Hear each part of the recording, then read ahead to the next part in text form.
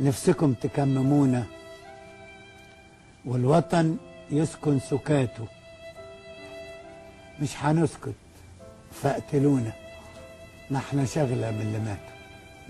وعندهم بلطجية غير النوع اللي كان بيضربوا بهمجية ويجروا يلبوا الأذان.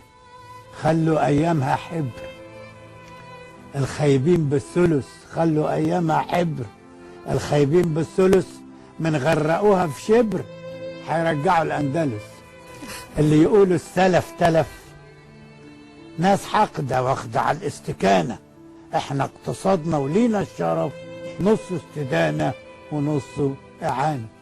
هو بإيدين عارية حمى الثورة وحطوا روحه جوه حنك الديب، وانت اللي جيت له ضيف على الفكرة دلوقتي جاي تتهمه بالتخريب. مش بس أقباط بلدنا اللي بقوا خايفين، ولا هم بس اللي شدوا رحال للخارج. الخوف سرى في عروق المسلمين رخرين. مين اللي بدل مداخل مصر بمخارج؟